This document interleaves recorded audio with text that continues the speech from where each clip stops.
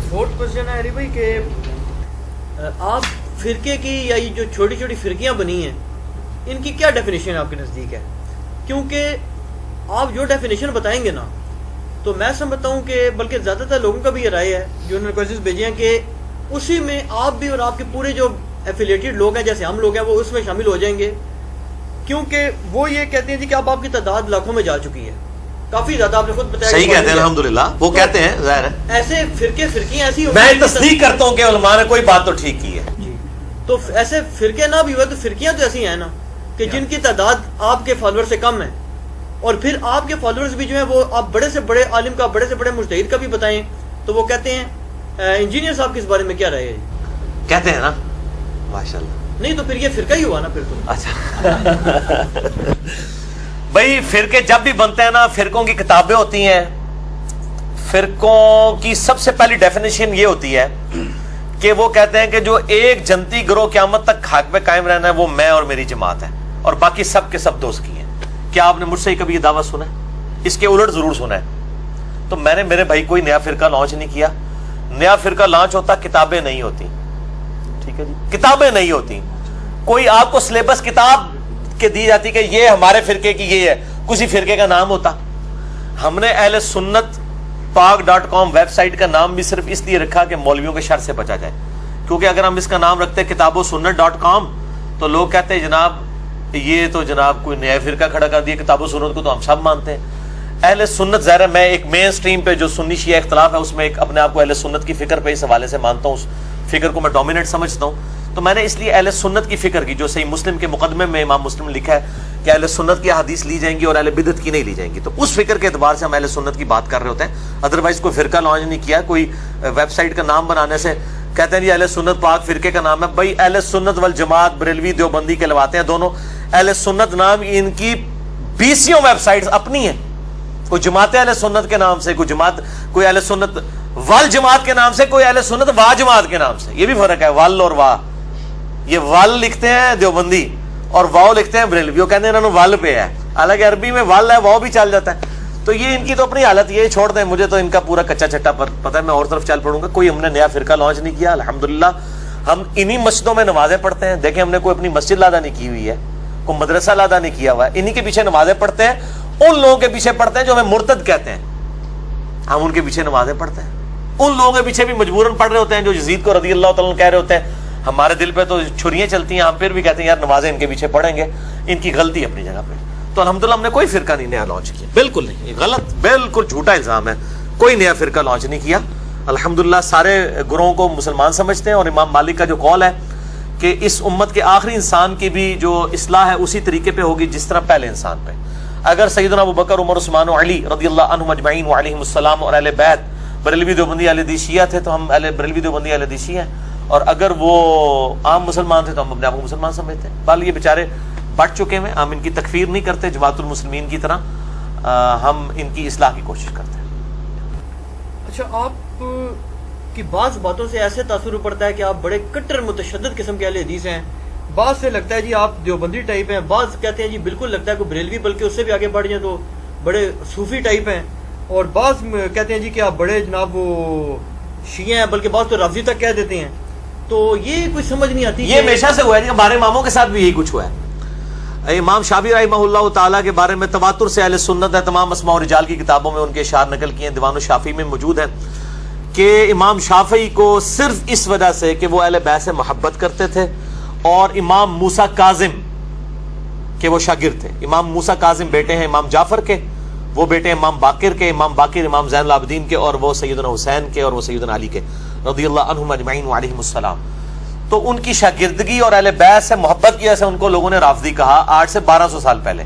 امام شافعی 204 ہجری میں فوت ہوئے ہیں، اب 1438 ہجری چل رہا ہے، تو ہمارے بزرگوں کو بھی انہوں نے اسی طریقے، ساڑھے بھی بزرگ ہیں الحمدللہ، کہتے ہیں بزرگ ہی کوئی نہیں ہے پیچھے، کوئی بزرگ ہیں، امام شافعی ہمارے بزرگ ہیں الحمدللہ، امام بخاری ہمارے بزرگ ہیں۔ امام شافعی کو یہ شعر کہنا پڑا جو اسماء و رجال کی ساری کتابوں میں ہے، دیوان الشافعی میں موجود ہے، ان کان رفضا حب آل محمد، اگر آل محمد صلی اللہ علیہ وآلہ وسلم کی محبت کا نام رافضی یا شیعہ ہونا ہے، فلیشہد الثقلان انی رافضی، تو جن و انس اس بات پر گواہ ہو جاؤ کہ میں رافضی ہوں۔ تو میں نے اس میں ایڈ کیا کہ اگر اہل بیت کی محبت کا نام رافضی ہونا ہے تو انجینئر محمد علی مرزا صاحب رافضی ہیں، اور اگر نبی علیہ السلام کی محبت اور عقیدت کا نام بریلوی ہونا ہے تو انجینئر صاحب بریلوی ہیں، اور اگر صحابہ کرام کی عقیدت کا نام دیوبندیت ہے تو ہم دیوبندی ہیں۔ اور اسی طریقے سے اگر کتاب و سنت کو فائنل اتھارٹی ماننا اور کسی بزرگ کی پرواہ نہ کرنا اس کے مقابلے پہ اس کا نام اہل حدیث ہونا ہے تو ہم اہل حدیث ہیں۔ وہ کٹر تو سب کو ایک دوسرے کو کہتے ہیں، یہ آپ دیکھ لیں ان فرقوں کے اندر خود ان کے مکتب فکر سے ذرا سے ہٹکے کو بات کر دینا۔ پیر نصیر الدین نصیر صاحب کی صوفیت اور سنیت میں کسی کو شک ہے؟ کیا مرنے سے پہلے ان کو بریلوی علماء نے بھی وہابی نہیں کہا، دیوبندی نہیں کہا؟ تو یہ علماء کے پاس چند مہذب گالیاں ہیں لوگوں کو متنفر کرنے کے لیے۔ کوئی توحید کی بات کرے اس کو وہابی ہو گیا، کوئی اہل بیت کی بات کرے اس کو کہہ دو شیعہ ہو گیا، کوئی صحابہ کی بات کرے اس کو کوئی دیوبندی ہو گیا، تو اور کوئی توحید کی بات کرے اس کو وہابی کہہ دو تاکہ اگلے کی وہ گنڈا سنگھ وہابی ہو گیا، محاورہ بھی وہ ایک وہ بنیا ہوئی ہوا ہے ایک لطیفہ بھی پنجابی دے اندر، تو وہ گنڈا سنگھ وہابی ہو گیا۔ یہ گالیاں کوئی علمی بات نہیں، ان کی جذباتی باتیں۔ الحمدللہ میرا یہ اصول ہے جو کتاب و سنت سے میں نے سیکھا ہے کہ چونکہ منصف مزاج ہونے کی حیثیت سے جن باتوں میں سنی صحیح ہے میں سنیوں کو ٹھیک کہتا ہوں، جس میں شیعہ ٹھیک ہے شیعہ کو ٹھیک کہتا ہوں۔ آپ دیکھیں شیعہ نے جب میری ویڈیوز اپلوڈ کی ہوتی ہیں اپنے چینلز پہ تو لکھا ہوتا ہے سنی محقق انجینئر محمد علی مرزا۔ وہ شیعہ مان رہے ہیں مجھے سنی، لیکن سنی مجھے کہہ رہے ہوتے ہیں یہ رافضی ہے۔ بریلوی چڑھائیں گے تو وہ انہوں نے لکھا ہوگا کہ جی اہل حدیث محقق۔ اہل حدیثوں سے پوچھو گے کہ یہ تو ہے ہی نہیں اہل حدیث، یہ تو ہمارے علماء نے فارغ کر دیا۔ تو یہ سب ایک دوسرے کو اس طرح کی چلاکیاں کرتے ہیں۔ مسئلہ یہ ہے کہ میں جو مسئلہ صحیح ہے نا وہ اس مقدمے میں جس مسئلے میں مطلب حیات النبی کے مسئلے میں میں بریلوی اور دیوبند کے ساتھ ہوں، سائے وہ دنیاوی والا مسئلہ جو کرتے ہیں اس کو چھوڑ کے، اور اہل حدیث اس مسئلے میں پریکٹیکلی صرف شیخ زبیر صاحب نے کوئی کتاب لکھی ہے، ادروائز اہل حدیث کا تو بالکل منہج بگاڑ کے رکھ دیا ہے، وفات النبی کی رٹ لگا کے وہ لوگوں کو کسی اور طرف لگا دیا۔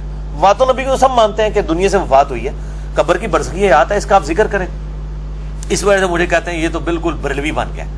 اسی طریقے سے جب میں یزید کو کنڈیم کرتا ہوں یا سیدنا علی کے مخالفین کو کنڈیم کرتا ہوں کہتے ہیں یہ شیعوں والی باتیں کر رہا ہے، اور جب میں رفع الیدین کے اوپر کہتا ہوں میرا تو یہ دعویٰ ہے کہ رفع الیدین پہ سنی اور شیعہ کتابوں کا اجماع ہے کہ رفع الیدین دونوں کی کتابوں میں موجود ہے، ٹھیک ہے، سوائے حنفیوں کے۔ میرا کلپ چڑھا ہے وہ کہتے ہیں یہ تو بالکل کٹر اہل حدیث ہو گیا، ٹھیک ہے، یا میں مزارات اور قبر پرستی کے خلاف بولتا ہوں تو مجھے اہل حدیث کا تانا دیا جاتا ہے۔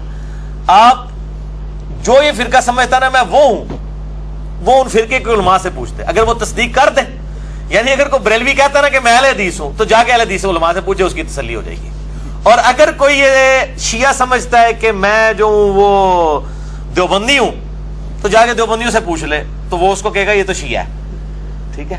اسی طریقے سے اگر کوئی دیوبندی یہ سمجھتا ہے کہ میں شیعہ ہوں، رافضی ہوں، تو جا کے رافضیوں سے پوچھ لیں گے انجینئر صاحب کیا ہیں، تو کہیں گے نہیں یہ تو ہمارے مخالف ہیں، یہ تو میر شام کو رضی اللہ تعالیٰ عنہ بھی کہتے ہیں، غلطیاں بھی بیان کرتے ہیں، اور رضی اللہ تعالیٰ عنہ کہتے ہیں، ہم تو اس کو منافق سمجھتے ہیں، تو وہ میرے خلاف ہو جائیں گے۔ اور مجھے بلکہ مجھے اس پہ یاد آیا، آپ ان کی بےایمانی کی انتہا دیکھیں، یہ اہل حدیث علماء کے گروپ میں واٹس ایپ میں یہ چیز ہوئی، میرے تک تو ساری باتیں پہنچ جاتی ہیں، ظاہر ہے ہر جگہ بھی مومن ایمان چھپانے والے موجود ہیں۔ میرا ایک کلپ جو ہے 40 منٹ کا تھا، مسئلہ نمبر 124 ABCD میں نے 4 ریکارڈ کرائے ہیں اپنے دفاع کے اوپر، انجینئر محمد علی مرزا پر علماء کے 10 اعتراضات کے علمی جوابات۔ اس میں میرا ایک کلپ تھا کہ شیعہ نے اعتراض کیا کہ یہ انجینئر صاحب حضرت معاویہ کو رضی اللہ تعالیٰ بھی کہتے ہیں، ان کی غلطیاں بھی بیان کرتے ہیں، تو یہ کون سا عقیدہ ہے؟ اس کے جواب میں نے جملہ بولا کہ میرا حضرت معاویہ رضی اللہ تعالیٰ عنہ کے بارے میں وہی عقیدہ ہے جو اہل تشیع کے ہاں بھی پایا جاتا ہے۔ بس اتنا ٹکڑا کاٹا۔ کہتے ہیں اب اس کے بعد کسی کو شک ہے، اس کا تو عقیدہ شیعوں والا ہے۔ آگے میں نے نہج البلاغہ سے حوالے دیے کہ مولا علی رضی اللہ تعالیٰ عنہ علیہ السلام نے معاویہ کو صحابی کے طور پہ ٹریٹ کیا ہے، منافق کے طور پہ نہیں۔ دنیا پرستی کا شکار ہو گئے تھے، وہ حدیث میں موجود ہے، وہ لادہ سے ایک ٹاپک پر چلا جائے گا تو، لیکن وہ بیچ میں سے ٹکڑا کاٹتے ہیں اور کہتے ہیں دیکھیں اب بھی کسی کو شک ہے، تو یار وہ صرف میں نے وہ 55 سیکنڈ کی بات کی ہوئی ہے، آگے پیچھے کچھ نہیں ہے۔ آپ کو تو تجسس ہونا چاہیے کہ میں نے کیا بیان کیا ہے، کہ کیا عقیدہ ہے۔ اہل تشیع کے ہاں بھی پایا جاتا ہے، کہتے ہیں دیکھ لو جی یہ اس کا شیعہ۔ بھائی میرا جو پورا مقدمہ ہے پھر بار بار آ جائے گا، اس پاس ٹرنا نہیں تسی، ٹھیک ہے، میری مجبوری ہے۔ اے پمفلٹ میں آ جائے کہ سامنے نہیں سی رکھا، میں دکھانا ہی نہ پی جائے، میں پھر دکھانا ہے۔ اے فرحان صاحب دکھاؤ جی انہوں، میرے بھائیوں میں نے 200 احادیث کربلا کے ٹاپک کے پس منظر پہ جمع کر دی ہیں. واقعہ کربلا کا حقیقی پس منظر 72 صحیح الاسناد احادیث کی روشنی میں. یہ 72 کے ٹائٹل سے 200 احادیث بخاری اور مسلم اور باقی کتابوں سے, آدھی زیادہ بخاری مسلم سے. میں نے اہل سنت کا مقدمہ پیش کیا شہادت عثمان کے حوالے سے, جنگ جمل صفین نہروان کے حوالے سے, اور یہ الحمدللہ انٹرنیشنل پمفلٹ ہے. عربی میں سب سے پہلے لکھا ہے, اس کے بعد اردو ترجمہ, ہندی اور انگلش چاروں زبانوں میں. ریسرچ پیپر نمبر 5B اہل سنت پاک.com ہماری ویب سائٹ سے آپ ڈاؤن لوڈ کریں. ہارڈ کاپیز ہم ہزاروں کی تعداد میں تقسیم کرتے ہیں. اس میں نے اپنا پورا مقدمہ لکھ دیا ہے. اب چونکہ ان باتوں کا جواب نہیں ہوتا ان کے پاس, تو وہ اپنی طرف سے باتیں بناتے رہتے ہیں. اب اس کا تو کوئی حل نہیں ہے, الزام کا کوئی حل نہیں. وہ پنجابی جی محاورہ ہے, آٹا گوندے ہلدی کیوں ہے؟ بھائی آٹا گوندنے کے لیے ہلنا تو پڑے گا. جب آپ نے سنیت کا مقدمہ پیش کرنا ہے, پھر جو شیعہ کی صحیح بات ہے وہ تو آپ کو ماننی پڑے گی. جب آپ نے حیات النبی کا مسئلہ بیان کرنا ہے, تو بریلویوں کی جتنی بات حیات النبی میں صحیح ہے وہ تو ماننی پڑے گی, جو غلط ہے وہ غلط. اس طریقے سے جب رفع الاذین پہ اگر میں زور دیتا ہوں, ساتھ ہی ساتھ میں علماء عرب کی نماز کو بھی غلط کہتا ہوں. رکوع کے بعد ہاتھ باندھنے کے بارے میں میرے کلپ ریکارڈڈ موجود ہے کہ میں اس کو غلط سمجھتا ہوں. ارسال الیدین رکوع کے بعد, اس کے اوپر اجماع امت ہے. اور البانی صاحب نے تو باقاعدہ اپنی کتاب کے اندر لکھا ہے کہ یہ بدعت ہے عرب علماء کی. انہوں نے بھی جرت کی ہے, ان کو کوئی گالی نہیں نکالتا, ہمیں نکالتا ہے. تو میں الحمدللہ اگر ایک بات پہ زور دیتا ہوں تو دلائل کے اوپر, اسی مکتبہ فکر کی, اسی سے متعلق دوسری بات کو میں نہیں صحیح مانتا. لیکن مجھے بتائیں, میں نے کوئی ایسا نظریہ لانچ کیا ہو جو کتاب و سنت میں موجود نہ ہو, یا کسی کا کسی وقت میں نہ رہا ہو, یا آج لوگوں کا موجود نہیں ہے ایسا کیتا, کہیں نہ کسی فارم میں موجود ہے. اچھا علی بھائی, اس میں تھوڑا اجازت ہے, میں تھوڑا اپنے بھی ایکسپیرینس شیئر کر دوں آپ سے, کہ اس بات کو میں آپ کی جو ہے نا 100% اتھینٹیکیٹ کرتا ہوں کہ یہ جو آپ نے فرمایا نا کہ دیگر مقام پہ فکر والوں سے پوچھنا ہے یا کسی اور مسئلے سے پوچھنا ہے وہ کیا کہتے ہیں.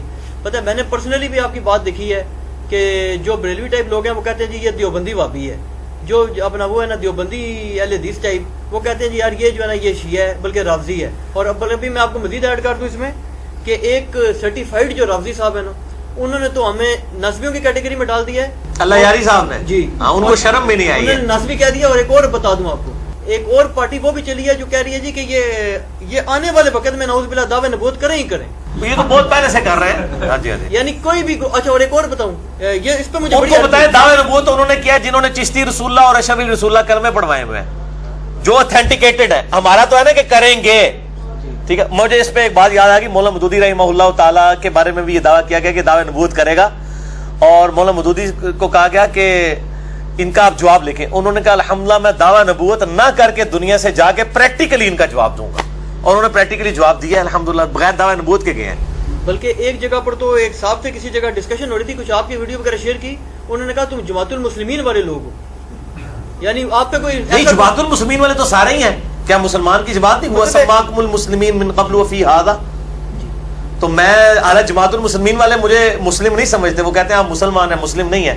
میں ان کے پیچھے نمازیں بھی پڑھتا لیکن ہوں. اگلوں نے آپ کو ان کے کھاتے فٹ کیا ہوا ہے. ٹھیک ہے, وہ ان کا حق ہے, کریں جس کے مرضی کریں, مطلب ان کو کس زبردستی تو کسی کو نہیں روکا جا سکتا.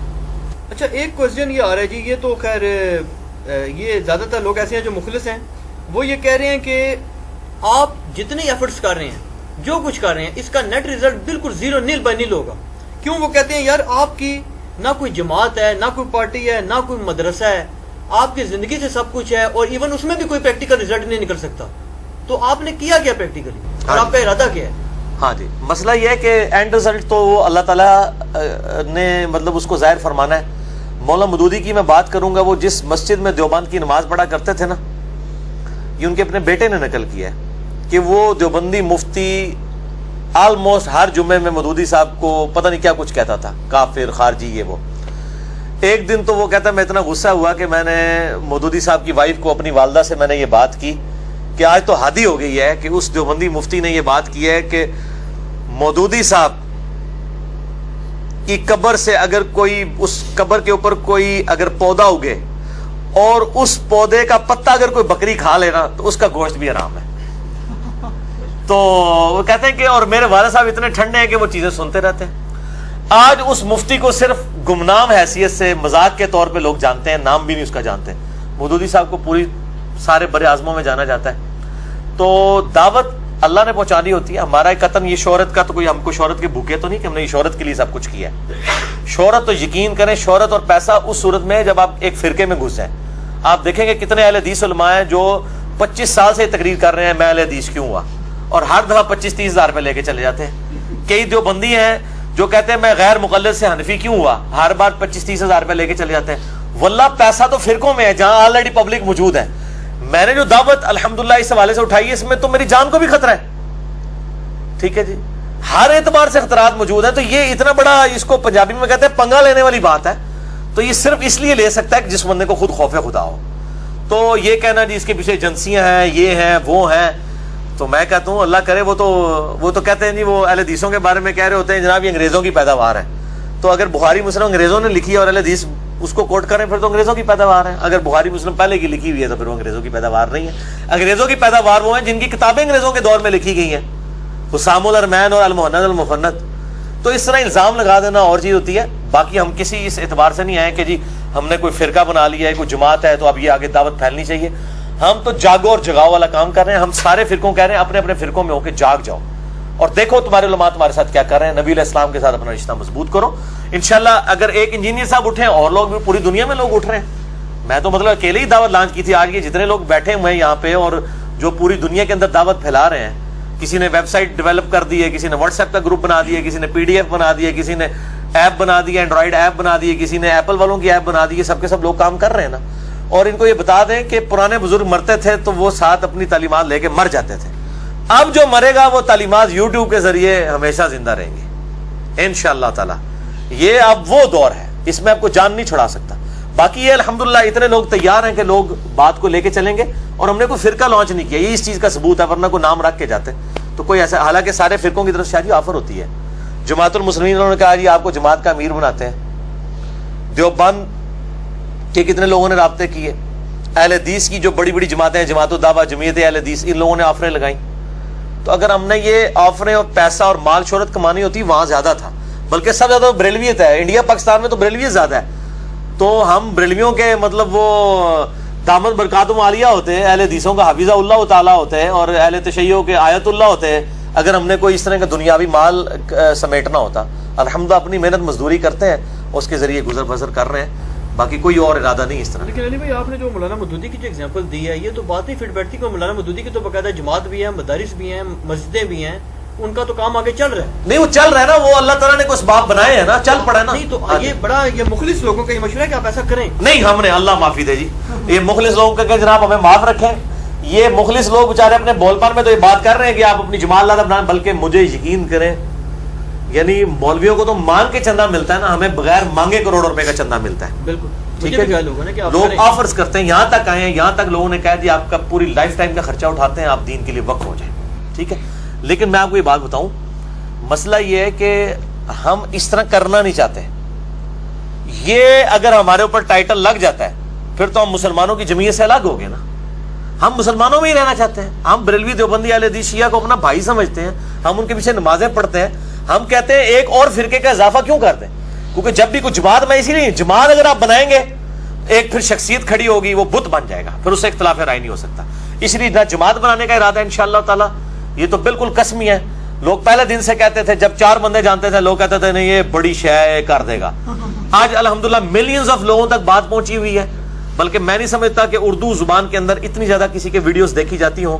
شاید طارق جمیل صاحب کا نمبر اوپر ہو, باقی غامدی صاحب کے اور ڈاکٹر ذاکر نائک اور باقی توصیف راجدی یا اور باقی جتنے لوگ ہیں, ان کے آپ ویورز اگر دیکھیں اس اعتبار سے, ڈائیورسیفیکیشن کے اعتبار سے کہ تمام مکاتب فکر کے لوگ دیکھتے ہوں, یہ سب اپنے اپنے گروہوں کے لوگ دیکھ رہے ہوتے ہیں. باقی سب تو اس حوالے سے دعوت پھیلی الحمدللہ, ہمیں ضرورت نہیں ہے کوئی فرقہ بنانے کی.